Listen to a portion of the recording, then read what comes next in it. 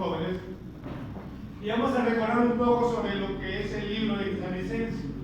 Queremos dar un poco de estudio porque es algo interesante y maravilloso. Estaba yo orando hace la semana cuando el pastor me pidió, me dijo, hermano, ¿puedes compartir? Y dije, al principio dije, pastor, posiblemente voy a viajar, pero hubo circunstancias en las cuales no viajé. Yo sé por qué. Y le dije, pastor, estoy dispuesto, no sé si hay para mercado, para compartir. Me dice, hermano. Y estaba pensando, digo, ¿qué voy a compartir justamente? Y yo puse en mi corazón y estudiando este libro, que quizás muchos lo conocemos, el libro de Tesalonicenses. Y es un libro muy maravilloso y vamos a tratar justamente punto por punto. Pero para poder entender y conocer este maravilloso libro, vamos a ir a un trasfondo justamente histórico. Sabemos perfectamente, hermanos, estaba viendo, de que es un libro que escribió el apóstol Pablo, el siervo de Dios, por excelencia. Un hombre que desde el principio, sabemos por historia, era un hombre que perseguía en la iglesia. Una vez compartí este punto sobre la vida del apóstol Pablo, y yo dije entre mí, ¿no? Si yo fuera Dios, yo no perdonaría a este hombre por ser malvado, hablando humanamente, ¿no? Pero ahí vemos la misericordia de Dios y cómo Dios usó a este hombre justamente para que, con el propósito de que este hombre pueda predicar y extender el evangelio. Y justamente este hombre lo describió a varias iglesias, motivando, exhortando y animando que mantengan su vida en los caminos del Señor. Primera de Tesalonicenses, esta primera carta justamente, se dice que probablemente fue escrita entre Corintio en el año 49 al año 52 aproximadamente. Es una fecha justamente donde cuando Pablo, según algunos eruditos, dicen que cuando Pablo estaba en Corintio, él escribió esta carta a los Tesalonicenses justamente enviado por Timoteo para enfocar un poco más, reforzar la enseñanza que Pablo ya había enseñado. Justamente la iglesia fue fundada, sabemos por Pablo, esta iglesia fue fundada en su segundo viaje misionero en medio de una oposición violenta. Pablo se encontraba, y sabemos por la historia, lo que leemos en la Biblia, lo que estudia en la Biblia, sabemos que Pablo se encontraba en un tiempo donde había persecución, donde había justamente personas muy religiosas, muy fanáticas, que no querían saber nada con el Evangelio de Cristo, porque decían de que es una secta religiosa. Y cuando el apóstol Pablo predicaba justamente, los judíos especialmente, iban contra él. Pero aún así, Pablo predicando tuvo éxito, porque muchos judíos, y un grupo de judíos, y muchos griegos se convirtieron en el Evangelio. Y el resultado, justamente, la persistencia de Pablo de predicar tuvo éxito. De algunos judíos y muchos griegos, que hizo posible de establecer una iglesia ahí en Tesalónica. Y eso no lo vamos a ver por tiempo, pero si ustedes pueden apuntar, se ve justamente el libro de Hechos, capítulo 17, ¿vale? Cómo Pablo fundó la primera iglesia, ¿no? Pueden apuntar, no vamos a ver por el tiempo. El tema principal en el cual el propósito que Pablo escribió a esta iglesia es el retorno de Cristo, es el tema principal. Pablo quiso enfocar justamente el retorno de Cristo. Pablo siempre enseñaba sobre la venida de Cristo, pero la iglesia de Tesalónica tenía algunas dudas que vamos a ver más adelante. Y es pronto. Es una carta más personal de Pablo, no es tan doctrinal y polémica como otras. Y es interesante, hermano, porque cuando me enfoqué y pude estudiar, vi justamente que esta iglesia es una iglesia muy maravillosa y es una iglesia ejemplar. Porque cuando vemos el primer capítulo, los primeros versículos, vamos a ver justamente que vamos a tratar sobre el ejemplo de los tesalonicenses. Hay dos libros que resaltan mucho en mi vida, que me impresionan a comparación de otros libros. Todos los libros de la Biblia son buenos, son muy importantes de leer. Pero este libro es maravilloso porque en el libro de Filipenses, por decir, le comparto un poco, habla sobre el gozo en Cristo justamente. Pablo, cuando escribe a los filipenses, le dice que puede haber gozo en el Señor y Cristo Jesús, en medio de una persecución. Y si usted se da cuenta, la palabra gozo se menciona muchas veces en Filipenses. Y es maravilloso cómo Pablo enseña a la iglesia de Filipenses justamente sobre la persistencia. Por eso Pablo decía, todo lo puedo en Cristo que me fortalece. Cuando uno lee los Filipenses y Pablo dice de que tuvo una prisión y escribió las prisiones, uno humanamente dice, wow, qué hombre tan masoquista. Pero Pablo estaba convencido en dónde estaba su vida. Y eso es lo que Pablo quiere transmitir a la iglesia, en dónde debe estar la vida de cada creyente.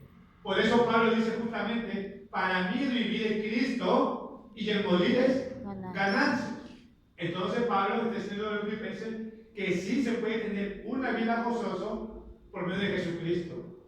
Sin embargo, en Tesalonicenses es una carta diferente porque Pablo no está enfocando justamente en la parte personal, sino que Pablo va a escribir sobre la vida de una iglesia ejemplar de cómo estaba viviendo. Y eso es lo maravilloso justamente de esta carta. El cuerpo de la carta consiste en expresar su alegría por la fe firme y la constancia de ellos en medio de la persecución. De eso trata justamente esta iglesia. De expresar su alegría por la fe. Pablo mantenía un gozo ferviente por la iglesia tesalonicense, porque a pesar de las persecuciones, ellos se mantenían firmes, manteniendo una vida justamente ejemplar. El otro punto es, el poder de esta carta es destruirlo más en la santidad y en la vida piadosa. Es otro propósito en la cual se escribió, de enseñar a la iglesia cómo debe vivir una vida en santidad, una vida justamente piadosa. O sea, hermanos, no es casualidad, no es coincidencia de los escritos de Pablo. Dios siempre nos quiere enseñar algo en nuestra vida, no solamente para tenerlo como historia. Podemos ver a este grupo de hermanos, a los tesalonicenses, una vida ejemplar, pero más que ver como historia, lo que Dios quiere transmitir a la iglesia es cómo tú y yo debemos andar. El ejemplo que ellos estaban haciendo es lo que tú y yo tenemos que hacer. Por eso Pablo escribe y Dios permitió esta carta justamente para a estas épocas modernas. El otro es aclarar ciertas creencias especiales respecto al estado de los creyentes que murieron antes de la llegada de Cristo, ¿no? Entonces, en el capítulo 5 vemos justamente de que había una certidumbre de parte de la iglesia, porque cuando Pablo predicaba sobre la resurrección de Cristo, predicaba sobre una salvación, sobre una vida eterna, pero había una controversia, una duda, porque los tesalonicenses decían, mis familiares creyentes, ellos creen que Jesucristo pues ya murieron, ¿y qué va a pasar con ellos? Entonces Pablo les aclara en el capítulo 5, y es uno de los propósitos en el cual escribe esta carta. Y ahora vamos a ir con el contenido. El tema que yo quiero compartir justamente es el tema es la elección sabia de una iglesia. La elección sabia de una iglesia, que quiero compartir. Vamos a ir al 1 Tesalonicenses, capítulo 1, del 1 al 10. Y vamos a entrar ahí con el mensaje. Vamos a hacerlo lo más corto que se pueda. ¿Ven? ¿Ven? Dice así: Pablo, Silvano y Timoteo, a la iglesia de los tesalonicenses en Dios Padre y en el Señor Jesucristo. Gracia y paz sea a vosotros de Dios nuestro Padre y del Señor Jesucristo. Damos siempre gracias a Dios por todos vosotros, haciendo memoria de vosotros en nuestras oraciones, acordándonos sin cesar delante de Dios y Padre nuestro de la obra de vuestra fe, del trabajo de vuestro amor y de vuestra constancia en la esperanza en nuestro Señor Jesucristo. Porque conocemos, hermanos amados de Dios, vuestra elección, pues nuestro evangelio no llegó a vosotros en palabras solamente, sino también en poder en el Espíritu Santo y en plena certidumbre, como bien sabéis, cuáles fuimos entre vosotros por amor de vosotros. Versículo 6 dice, y vosotros vinisteis a ser imitadores de nosotros y del Señor, recibiendo la palabra en medio de la gran tribulación, con gozo del Espíritu Santo, de tal manera que habéis sido ejemplo a todos los macedonios de Acaya que han creído. Porque partiendo de vosotros ha sido divulgada la palabra del Señor, no solo en Macedonia y Acaya, sino que también en todo lugar. Vuestra fe en Dios se ha extendido, de modo que nosotros no tenemos necesidades de hablar nada. Porque ellos mismos cuentan en nosotros de la manera en que nos recibisteis y cómo os convertisteis de los ídolos a Dios para servir al Dios vivo verdadero y esperar de los cielos a su Hijo, el cual resucitó de los muertos, a Jesús, quien nos librará de la ira venidera. ¡Qué maravilloso! ¡Qué carta maravillosa! Justamente puedo ver sobre el ejemplo de estos hermanos. Pero justamente vamos a ver el saludo cordial del apóstol Pablo. Dice Pablo, Silvano y Timoteo. Vemos ahí un equipo de hombres justamente que decidieron tomar justamente de predicar el Evangelio. Pablo, Silvano y Timoteo. Cuando hablamos en Hechos, sabemos que Pablo primeramente estuvo hablando con Bernabé, según la historia de los Hechos. Pero hubo un problema entre Bernabé y Pablo por causa de Marcos, el sobrino de Bernabé, ¿no? Y es otro punto. A raíz de ese problema, Pablo se abrió y Pablo justamente se encuentra con Silvano. Otros lo conocen como Silas. Silas y Silvano es lo mismo. Y después se encuentra con Timoteo. Y fueron un equipo. Qué maravilloso ver justamente estos hombres dedicados a la obra de Dios. Pero lo más asombroso es que de estos tres hombres hay uno que resalta mucho. ¿Quién es? Timoteo. Un joven. Se dice que aproximadamente de 17 a 22 años habrá tenido Timoteo. Un joven justamente en la cual fue escogido por el apóstol Pablo. Timoteo tenía ciertas debilidades. Era un joven temeroso. Pero lo que vio Pablo en él, no vio Pablo en él su capacidad intelectual, sino lo que vio Pablo justamente es su corazón, su deseo. Eso es lo que busca Dios justamente de los jóvenes. Dios quiere bendecir a los jóvenes. Pero necesitamos tener un corazón ferviente de querer buscar de Dios. Tanto así de que si nosotros vemos justamente en una carta de Timoteo, Pablo le dice justamente a Timoteo, te mando yo.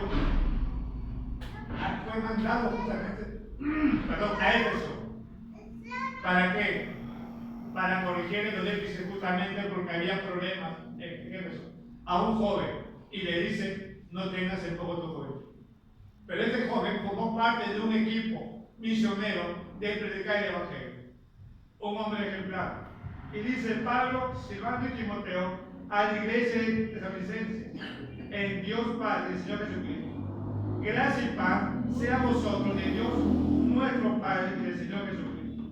Qué maravilloso, y vemos acá justamente cómo Pablo empieza su carta dando un saludo, pero dos palabras maravillosas, en la cual Pablo le hace ver a la iglesia dos atributos de Dios. ¿Y saben cuál es? Gracia y paz. Le dice justamente, gracia y paz sea a vosotros de Dios. Tenemos la gracia, en el momento que recibimos a Cristo, tenemos la gracia de Dios. Dios ha dado la gracia y ha dado la paz por medio de Jesucristo. La gracia le pertenece a Dios.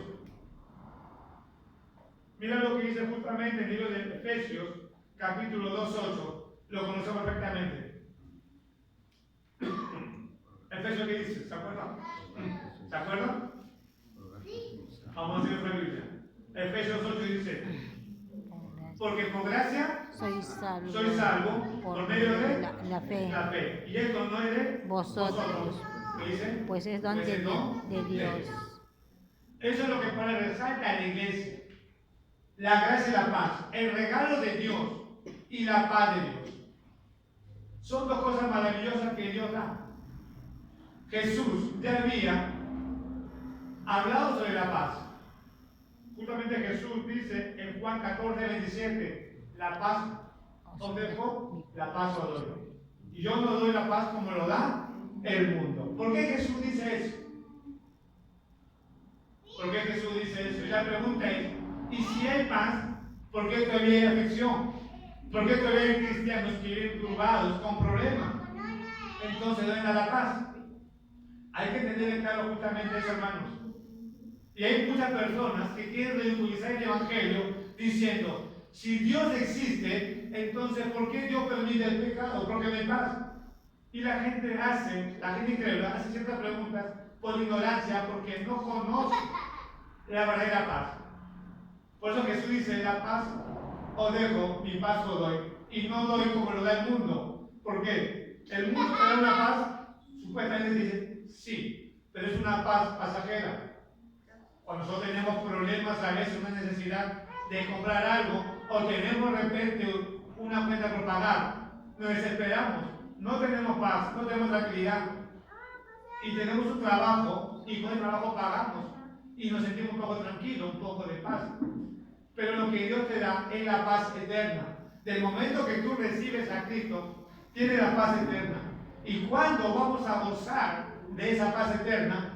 Cuando estemos con el Señor. Ya tenemos la paz.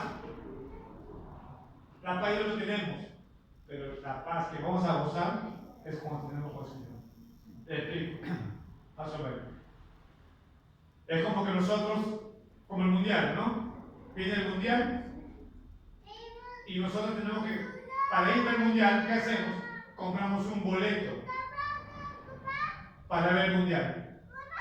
Y ese boleto nos garantiza de que vamos a estar ahí. ¿Me van a entender? Ya nos garantiza. Eso es lo que Dios ha garantizado. La paz eterna para el creyente. Y eso es lo que Pablo le dice a los tesalonicenses. Gracia y paz sea a vosotros de Dios, nuestro Padre, y del Señor Jesucristo. Dice en el versículo 2, damos siempre gracias a Dios por todos vosotros, haciendo memoria de vosotros en nuestra oración.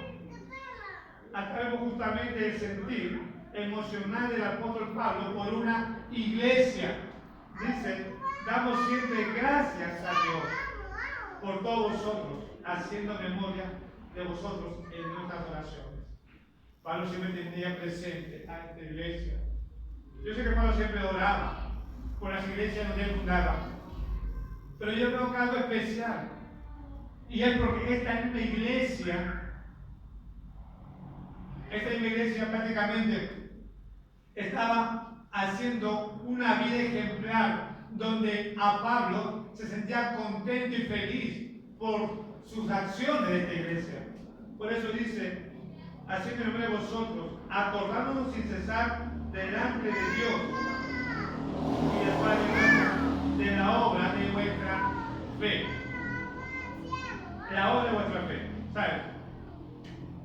Esta iglesia comenzó a hacer la obra porque tuvo fe, porque creyó en el Evangelio, creyó en la palabra del apóstol Pablo.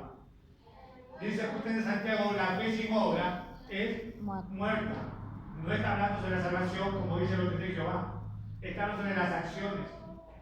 Uno obra por medio de la fe. Y esta iglesia estaba obrando por medio de su fe.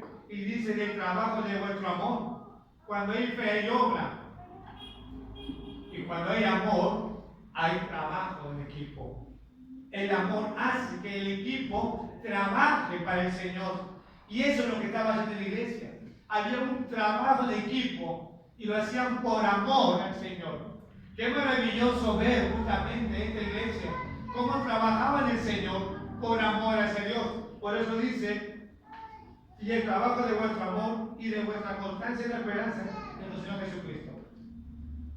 Porque esperaba la llegada del Señor Jesucristo.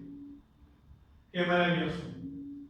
Ellos obraban por su fe y por el amor que tenían, trabajaba para el Señor. esperando constantemente, con esa convicción firme, con esa decisión de que Cristo un día va a venir por su iglesia. Y eso también nosotros esperamos. Amén, hermanos. Amén. Todo el mundo espera, perdón. La iglesia espera la llegada de Cristo. Amén. Amén. ¿O no espera la llegada de Cristo? Sí. Esperamos la llegada de Cristo. Pero hermanos, si así como esta iglesia espera la llegada de Cristo, debemos ser constantes, pero a la vez también debemos obrar por la fe que tenemos en Cristo, de trabajar en amor, como lo hizo esta iglesia. Eso es lo que Dios busca, trabajar en amor. Miren, hoy día tenemos una acción de gracia. Y cada uno sé que en su corazón tiene un sentir, agradecer a Dios.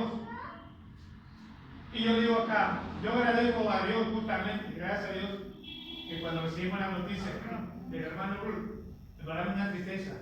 Pero cuando la hermana contó justamente no como Dios sobró, es una bendición grande. ¿Por qué? Porque Dios sobra. Y hay muchas cosas por agradecer a Dios. Yo y mi esposa estamos compartiendo. Quizás yo particularmente digo, no tengo mucho que agradecer. Dios ha hecho mucho en mi vida.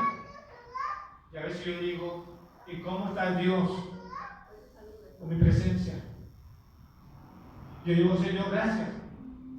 Gracias porque tuve la oportunidad de ver a mis hijos en una gira misionera.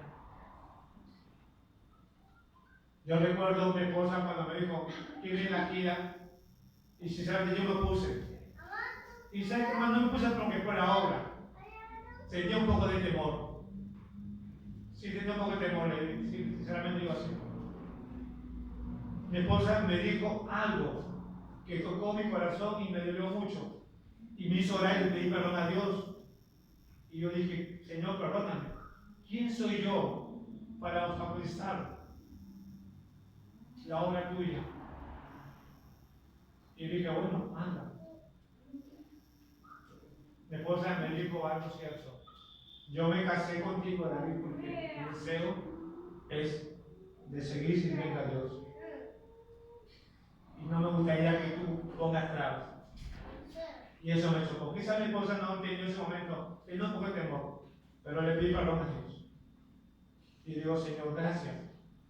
Porque cuando vino mi hijo vinieron contentos de la gira. Vinieron contentos. Y yo estaba pensando, me chocará. Pero hay mucho que decir a Dios. Y eso es lo que Pablo estaba haciendo. Estaba agradeciendo a Dios por esta iglesia en la cual había fundado, el fruto que había producido Pablo por esta iglesia. Y esta iglesia volvió ejemplo. Y dice justamente, porque conocemos, hermanos amados, de Dios vuestra elección. Ellos tuvieron una elección firme, eligieron sabiamente. Fue una iglesia, un grupo de hermanos que eligieron sabiamente. ¿Y sabe cuál es? Dice el versículo 5. Pues vuestro evangelio no llegó a vosotros en palabras solamente, sino también en el poder del Espíritu Santo. Y en plena certidumbre, como bien sabéis cuál fuimos entre vosotros por amor de vosotros. No solamente ellos tomaron la palabra de Pablo, sino recibieron el evangelio en el poder del Espíritu Santo. Qué maravilloso. La decisión firme los llevó justamente a tener una elección sabia que decía. No tomaron el evangelio como doctrina de hombre, sino tomaron con firmeza en el poder del Espíritu Santo, a pesar que se encontraba en una tribulación, a pesar que se encontraba en una situación de persecución, a pesar de que cuando el apóstol Pablo fue para allá, lo primero que hicieron justamente era de tomar a Pablo y querían apedrearlo, pero aún así, y no solamente a Pablo, sino también a Jasón, que vemos en los hechos, lo tomaron porque había recibido a Pablo y lo llevaron preso a Jasón. Pero gracias a Dios que salió porque no le encontraron ninguna acusación. Pero ahí estaba la iglesia. Ellos recibieron justamente la palabra en el poder del Espíritu Santo. Por eso dice el versículo 6, en la segunda parte, recibiendo la palabra en medio de gran tribulación. Qué maravilloso. Hoy en estos tiempos también se encuentra en otros países tribulación. Agradecemos a Dios, hermanos, que acá en el Perú todavía hay esa libertad de poder compartir el Evangelio. Agradece a Dios de que la policía, los militares, no te agarren viendo una Biblia, lo que pasa en otro país. Por eso hay mucho que agradecer. Esta iglesia no podía sino más predicar, salir a predicar, porque ahí estaba la oposición. Ahí estaban, como dicen, los rebeldes. Pero así se mantenía firme. Dice el versículo 7. De tal manera que habéis sido justamente ejemplo a todos los de Macedonia y de Acaya que han creído. Porque a partir de vosotros ha sido divulgada la palabra del Señor, no solo en Macedonia y Acaya, sino que también en todo lugar vuestra fe en Dios se ha extendido, de modo que nosotros no tenemos necesidad de hablar nada. No es necesidad que el apóstol hable de esa iglesia, porque ya esa iglesia ha sido divulgada. La gente, quizás otras provincias, otras iglesias, otros hermanos, otros lugares, ya habían escuchado sobre esta iglesia. Pablo dice, justamente, vosotros habéis sido ejemplo en toda Macedonia y de Acaya que han creído. Qué maravilloso, hermano. Eso es lo que se requiere justamente. Ser un equipo, trabajar para el Señor. No solamente ser visto de repente por contorno, sino es maravilloso, y no por jactarnos, sino que es maravilloso seguir, hermanos, de que la iglesia de Palcona sean vistos como buen ejemplo en otros lugares, que digan en Ica, en Palcona, hay un grupo de hermanos que trabajan unidos, trabajan juntos, glorificando a Dios. Eso es lo que el apóstol Pablo busca en la iglesia.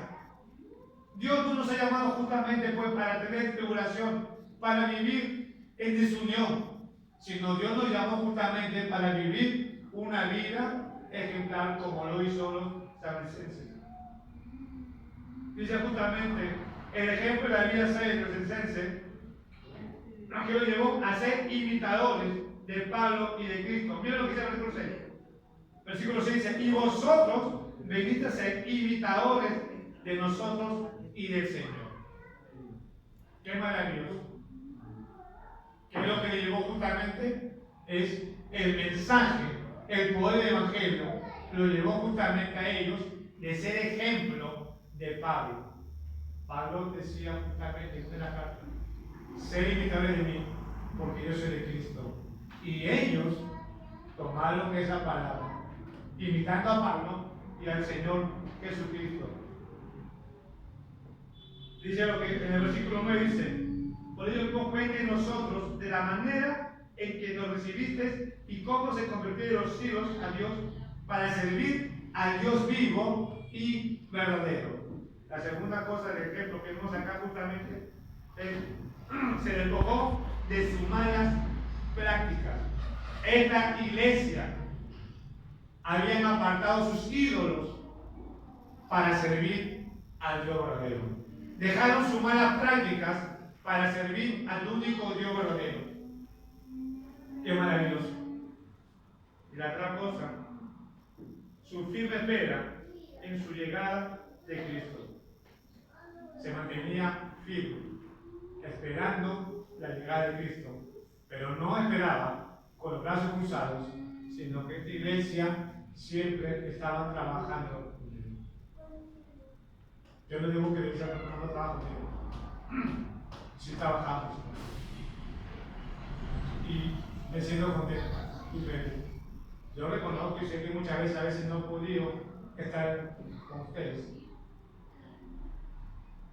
Pero mantengamos esa virtud y esa cualidad. Seamos como esta iglesia. Que ese deseo, ese sentir como iglesia permanezca siempre, hermanos, unido para la gloria de Dios. ¿Qué nos enseña Dios? ¿Qué debemos hacer por medio de esta enseñanza santandicense? Los creyentes deben ser ejemplos de fe piadosa en medio de circunstancias difíciles. A veces, hermano, la otra vez justamente estaba trabajando y estaba viniendo con el cargado.